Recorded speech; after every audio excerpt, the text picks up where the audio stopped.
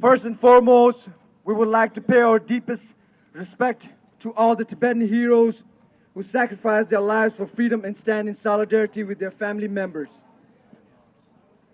Today is the 10th March anniversary of Tibetan people's uprising against the occupying Chinese army.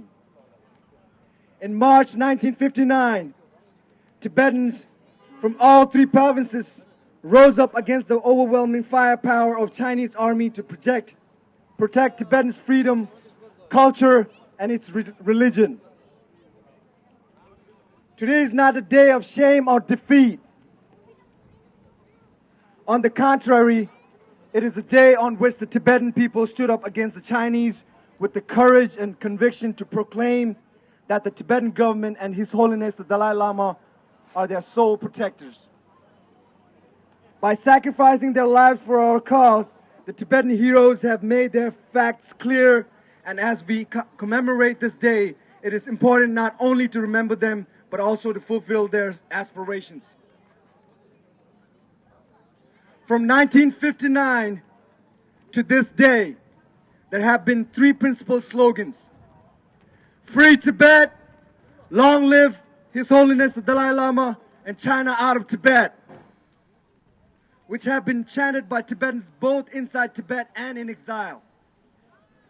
These watchwords are a source of strength for the living and final words spoken by those who have died for the cause. We would like to remind everyone that the truth of our struggle, the strength of our unity, proof of our history and our aspiration are stored deep inside these words.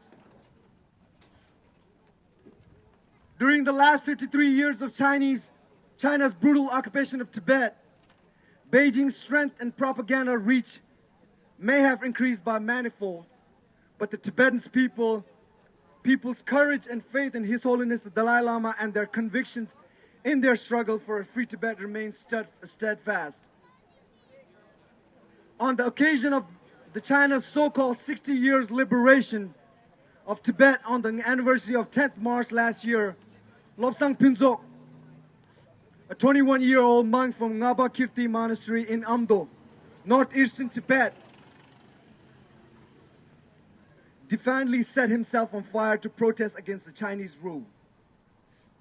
Since then, as many as 25 monks, former monks, nuns, and lay people have self-immolated one after another for their nation. The clear and united demands of these heroes of freedom for Tibet and the return of His Holiness the Dalai Lama. Their non-violent and ultimate fiery sacrifices were neither acts of desperation nor blind and fruitless actions. In fact, these were a new and bold protest based on fervent belief in our freedom struggle by the younger generation. Likewise, the young Tibetans clearly realized that the Chinese and Tibetans are fundamentally different in terms of culture, history, language, and rightful ownership of their own country.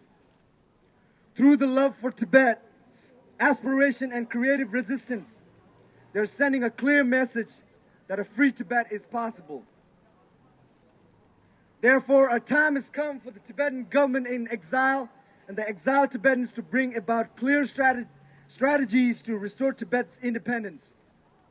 This is in tune with the ultimate demand of those who sacrificed their lives for Tibet.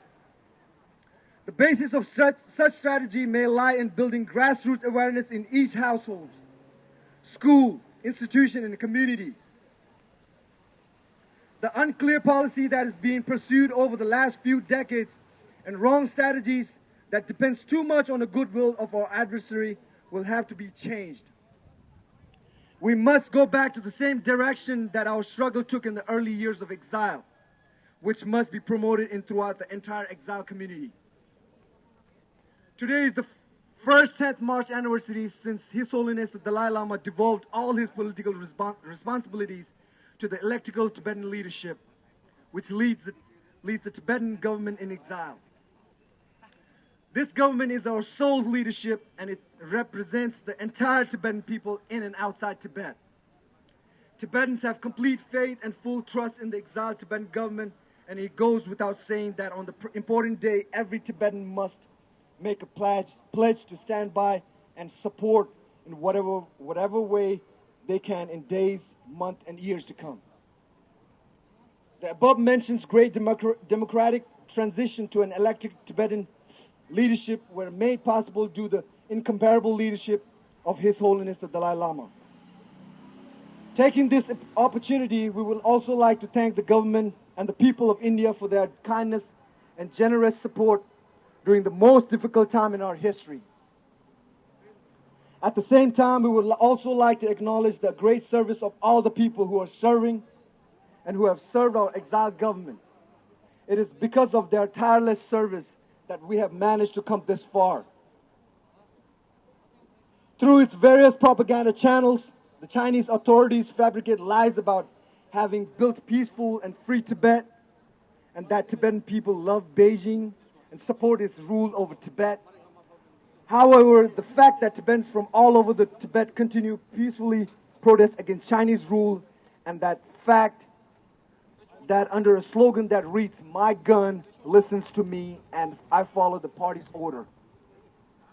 The security personnel have killed, arrested, tortured, and harassed thousands of Tibetans, proved Beijing's propaganda are nothing but lies. Consequently, we would earnestly like to urge governments, international community, and individuals living in the free world to take concrete steps to pressure Chinese government to heed the Tibetan people's calls for freedom.